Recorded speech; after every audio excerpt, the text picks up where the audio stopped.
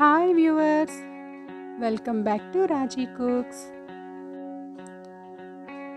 ఎంతో క్రిస్పీగా ఉండే ఈ కారపూస చాలా టేస్టీగా కూడా ఉంటాయి. చూడడానికే కాదు, నోట్లో వేసుకుంటే వెన్నెలా కరిగిపోతున్నాయి. ఈ ప్రాసెస్లోకి వెళ్ళే ముందు ఫస్ట్ టైం కనుక నా వీడియో చూస్తున్నట్లయితే ప్లీజ్ సబ్స్క్రైబ్ మై ఛానల్. మీరు నా ఛానల్ సబ్స్క్రైబ్ చేస్తే నాకు చాలా మోటివేట్గా ఉంటుంది. ముందుగా ఒక బౌల్ తీసుకొని ఒక గ్లాస్ శనగపిండి తీసుకున్నాను. ఒక గ్లాస్కి నేను 2 స్పూన్స్ వరిపిండి యాడ్ చేస్తున్నాను. ఈ వరిపిండి వల్ల చాలా క్రిస్పీగా వస్తాయి, అంతేకాకుండా త్వరగా మెత్తపడకుండా ఉంటాయి. ఇందులోకి నేను 1/2 స్పూన్ కారం తీసుకుంటున్నాను. మీరు కారం ఎక్కువ ఇష్టపడితే ఎక్కువగా వేసుకోవచ్చు.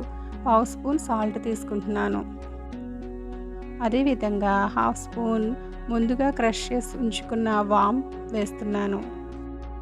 ఇందులో నేను కొద్దిగా బటర్ వేస్తున్నాను. మీరు వద్దనుకుంటే ఇందులో నెయ్యి వేసుకోవచ్చు, లేదా కాచిన నూనె కూడా వేసుకోవచ్చు. దీనివల్ల కారపూస గుల్లగా వస్తుంది. దీన్ని కలపడంలోనే ఉంటుందంతా. ఇది మరి ప్రెస్ చేస్తూ కలపకుండా ఇలా వేళ్ళతోటే కలుపుతూ ఇలా ప్రెస్ చేసి చూస్తే ఉండ కింద అవ్వాలి.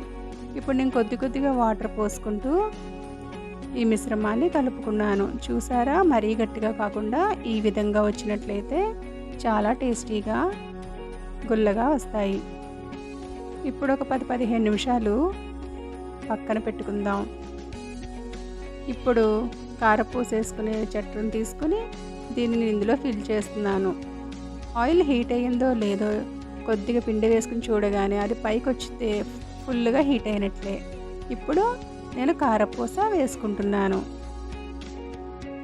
ఇలా చాలా తక్కువ ఇంగ్రీడియంట్స్తో మనం కారపూస చేసుకుంటాం కాబట్టి చిటికలో కారపూస చేసేయచ్చు. ఇలా బబుల్స్ రాగానే అవి వాటికి అవే తగ్గిపోతాయి చూడండి. ఇలా తగ్గగానే అది వేగిపోయినట్లే. టర్న్ చేసి కూడా మనం వేయించక్కర్లేదు. కొంచెం గరిటెతో ఇలా ప్రెస్ చేస్తూ ఉంటే ఎక్కడన్నా వేగకపోతే అది కూడా వేగుతుంది.